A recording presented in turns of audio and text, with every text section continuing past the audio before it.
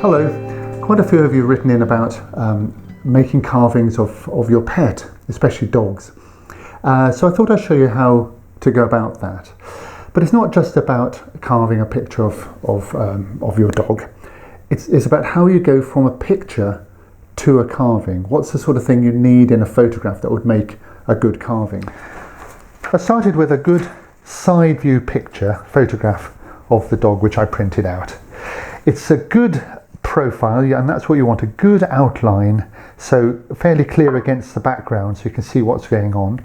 Slightly tilted so I can see the top of the eye and a little bit of the top of the nose. A bit more interesting than truly side on. Got a touch of 3D going on here. And when I've got this picture, what I did is I blew it up to the size I wanted. So this is a black and white photo print, and I've gone around very carefully with a liner to make sure I can really be clear about the outline, because I then turned it into a working drawing. So this is the outline of the dog. I've also got close-up pictures of the nose, the eye, the ear to help me. And from that I found my piece of wood, which was, in this case, is lime wood, so a nice plain piece of wood that has lots of light and shadow, not dark, that will just tend to be all one sort of shadow, one shade. And I've stuck my drawing onto the wood. So there's the drawing with the wood. Now what about the depth? Well, I'm going to go down about 1/2 inch or 14 millimeters. That's enough. This is a flat relief, so this will be a flat carving. I've gone around with a marking gauge all the way around, so I've got the line down to which I'm going to work the background.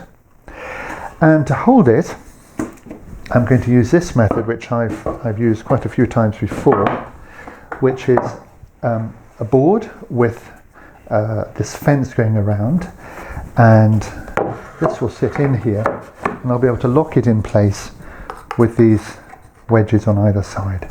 Then this in turn I'm going to clamp, or in this case use the vise on my bench to hold. And that will be the work nicely held in, ready to start carving.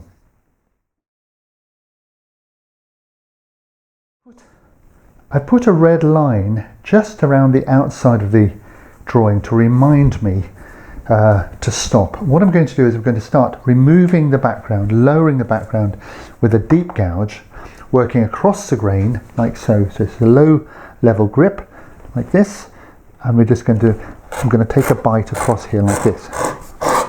And when I get to my red line, I'm going to stop, and I'm going to put a next one to it like this. You could use a router to get this down, and you can certainly use a mallet to move this across. But if your wood is soft enough, you can just do it by hand like this. Lean your weight into the carving.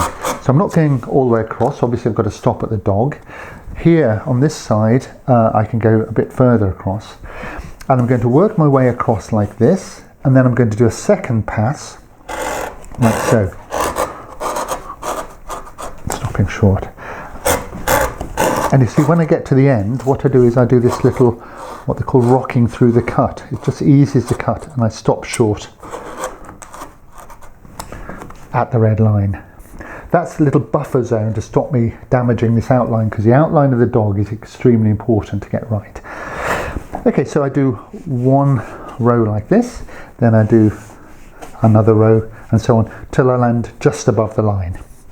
So off I go. So what I'm trying to do is aim these straight across the other side, these trenches, and try and keep them as uniform as possible.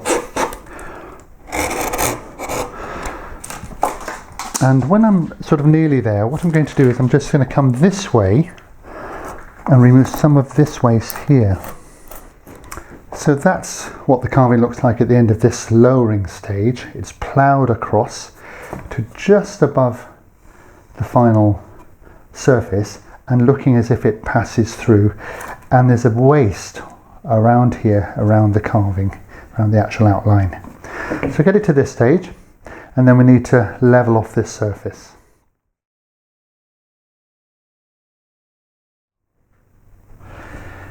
To level the surface, I'm going to take this number 3 gouge, which is the flattest gouge that the Sheffield list provides.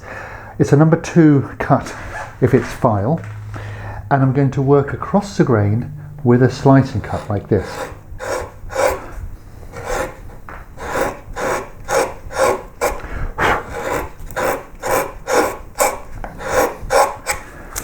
And I'm going to get one area nice and smooth.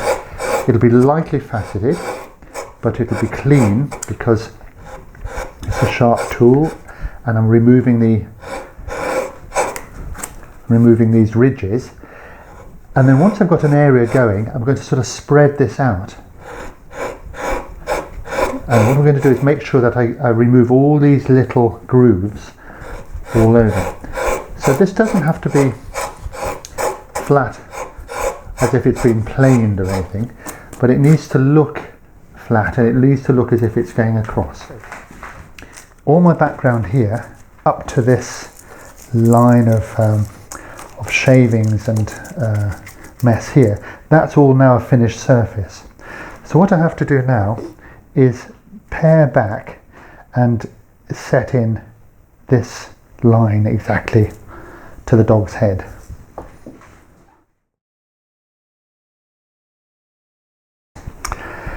I can remove a little bit of this mess here just by coming along like this, so I can see more of what's going on. What I don't want to do is stab into the background. So this waste here is to a large extent protecting this. I'm going to take my deep gouge again, and I'm going to nibble down with a twist like this. So this is the high angle grip where I can put my shoulder in and just push it down. I'm stopping short of the background, and I'm going straight down here and just short of the line at this plane here. What I can do is take this gouge, this deep gouge, and just in the same way as I'm lowering before, so I'm slightly above the finished surface, I can just see if I can remove a little bit more of that this way, now that it's all sort of crumbled off. Push it in here.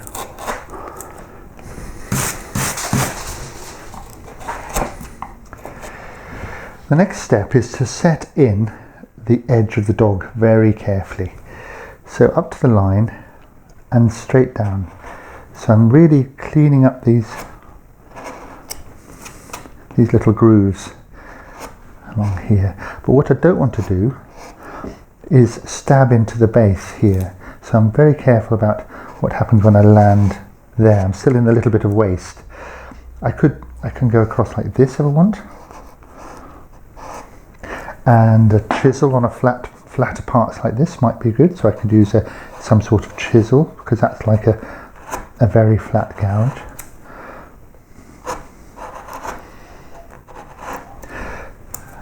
So square on, so the outline of the dog is coming down, projected down onto the base. So I'm going to come down here, clean that all up, and then I'm going to clean across here and finish off up to it.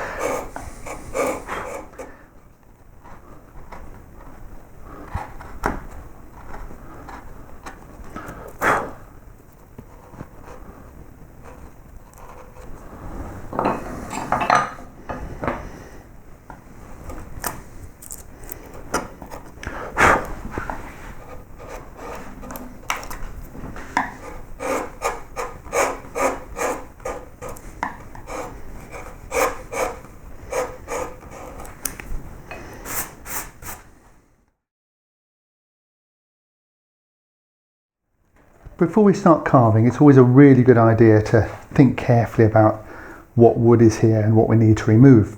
So the first thing we need to think about are what I call high spots. In other words, where in this carving, where in this dog here is the wood that we're going to leave. So some of this must be on the surface. And the obvious high spot is around here, the ear, this area here. So this is certainly the high spot here. Also, there's another high spot, or very close, which would be around the eyes. So this is quite a high spot here. this area. And then along the nose, that's fairly high, but probably not as high as that. But what we do need to do is leave a strong outline. So even though we take some of this down, we are going to make sure this is quite a big change of plane here. The other thing we can look at is where wood will be removed. So for example, again, in this carving, the furthest away is the back of the dog here. So this area is far away. This is much further behind the ear and so on. So these areas are the farthest away, and this whole head is in focus in the picture. So having thought about that, we can start removing some wood.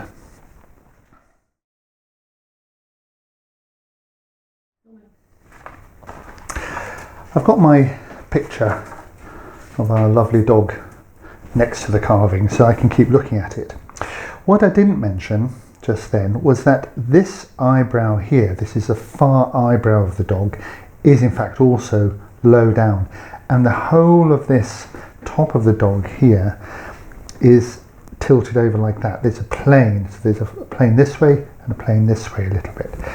So I'm going to start by working downhill, start removing some of this wood here. So this is the top of the head, and I'm going to keep this fairly flat and slowly just tilt it over. Then when I come to the eye part, I'm going to come down here and remove a lot of that here. So we go over there, and then we're back into the nose, or the snout part. I'm going to come along here, so making this plane first. I've taken more wood along here, so the whole body part is becoming less than the ear there and drifting off behind here, as it will drift off under the chin here. This is quite an important line. Basically it's a change of plane from there to there. So this whole forehead, which includes this far eye here, up to this eyebrow there, is in the same sort of plane as this top of the snout. So this is a fairly sharp change of plane here. That's important. I'm going to come down here along the ears a bit and sort of then take a bit of wood in here. So continuing this sort of general modelling. There's not a lot of wood to be removed. After all, it's very flat. So we take it easy, step at a time. We get some of this bigger shaped modelling in. So what I should be able to feel now is a sense of an ear coming over, and indeed not a lot of wood to take away, so I can start even removing some of this paper.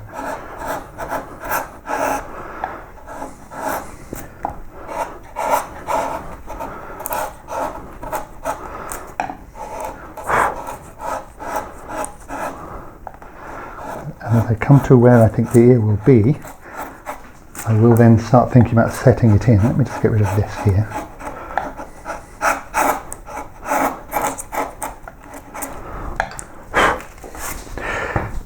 So as this ear comes over,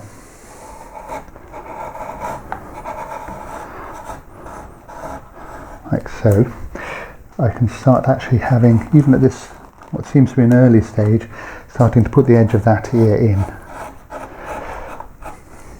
And this is going to start coming round. So I'm really just talking, I'm talking to myself a little bit. So this is going to come round, the jaw is going to come round the neck. So there's a sort of logical way of how this is working. But in this dog, you can see, I hope, that the eyeball is like a little mound here, and the eye is within it, so there's a sort of bag underneath. This shape here is what's called the zygomatic arch. It's what's part of the orbit. It's a bone here, so we need to have something like that. It comes around here and down there. So there's a flat bit all around here. So I've been looking at my drawing and looking at my wood and looking at my photo, and I can see that using my pencil that I have to take wood along here to create that. So I'm going to start there with that big shape. So that's below that arch shape here, comes across there.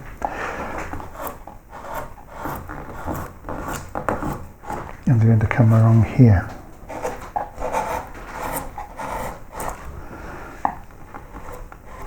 So this eyebrow connects to the other eyebrow on the other side. So there's a bit between the eyebrows that comes down here, and then the eyebrows coming over, and then the actual, what I call a sort of bag beneath the eyes around here.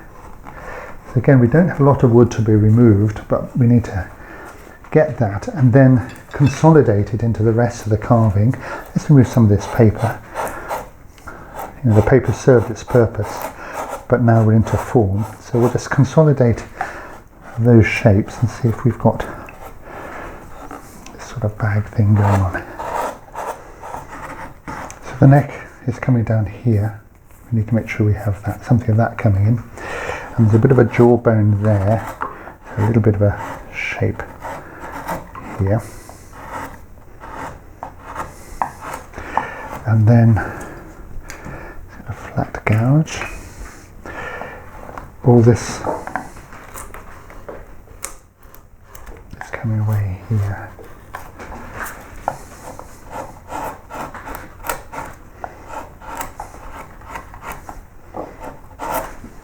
This is the main shaping, the main modelling, after which there's very little to do on the surface but clean up. This is an important detail, this is an important detail, and this part here, down here is an important detail. So that's what we're going to deal with next.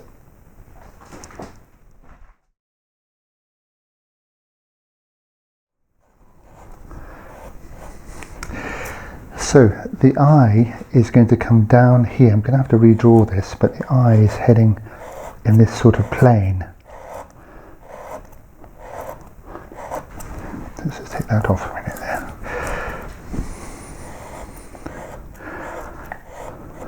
I'm going to lose my drawing, obviously. I can see the top of the eyelid here, the eyebrow rather, is coming round. That's high, and then it's coming down into there. Some more of that off. So what I've got to do now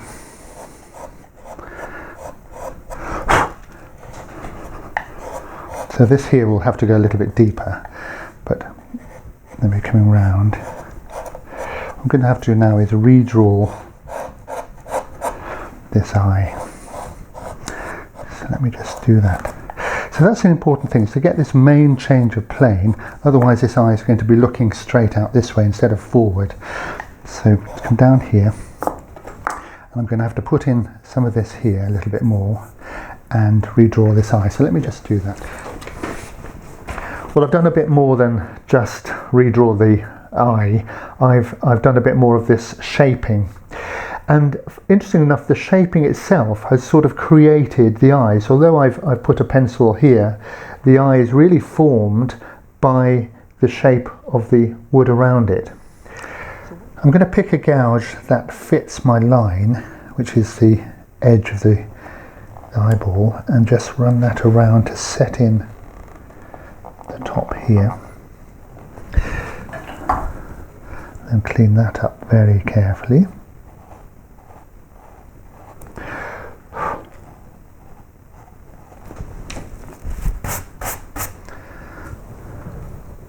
And then pick this line up around here, and then this edge is much flatter around this part.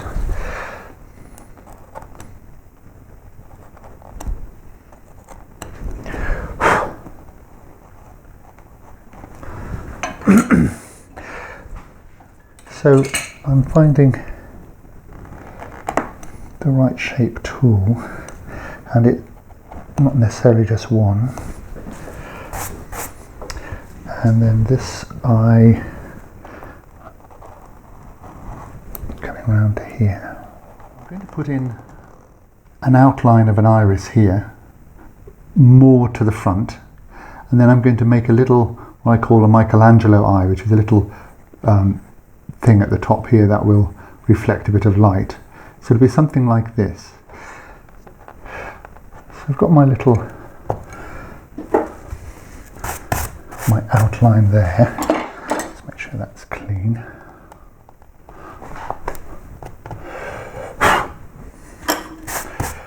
What I'm going to do is I need a parallel edge here,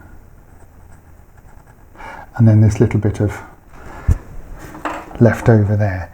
So that little bit that's left over is a little bit of light, and I'm going to create it with, I don't have a U-shaped gouge with me here, but I'm going to create it by stabbing in this, it's also number 9, and with a narrow gouge filling that in. So this is a U-shaped little depression, and I'm going to find, it's always never find the tool when you need it, so I'm going to cut around here and create this quite deep shadow here, and then that'll create an effect of a little glint of light.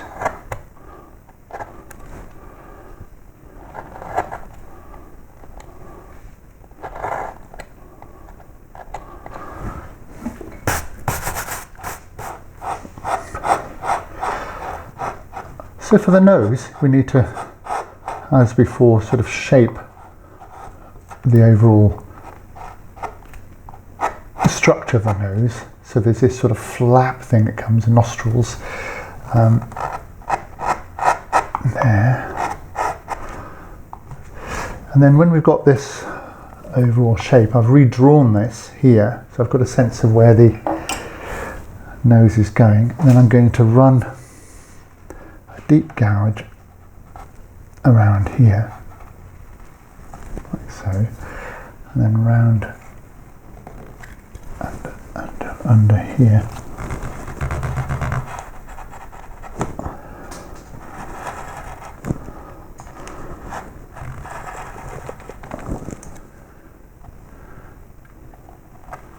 So what I've got here is a very narrow number 9. And I'm spinning it round in there like that.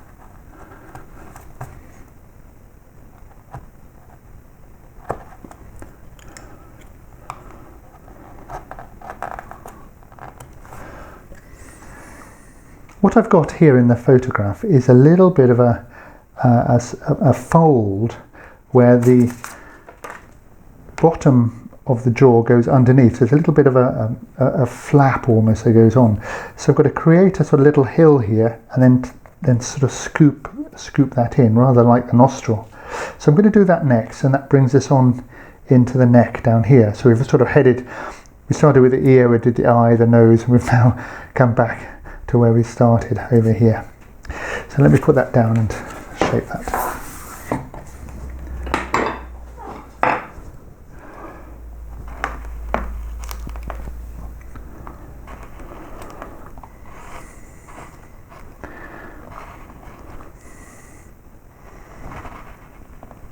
There's that bit there. Let's model the top.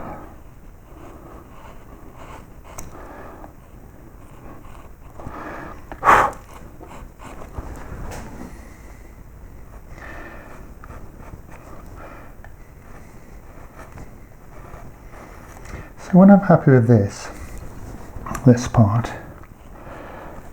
see what's happening here. We're coming along here and round and underneath.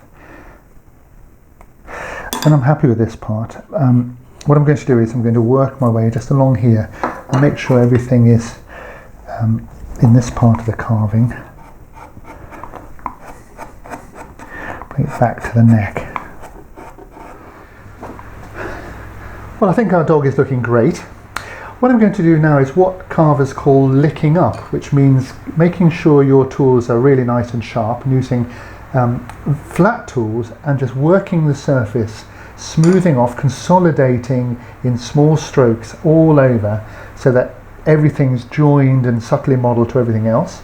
You can finish off this ear here and down to the back.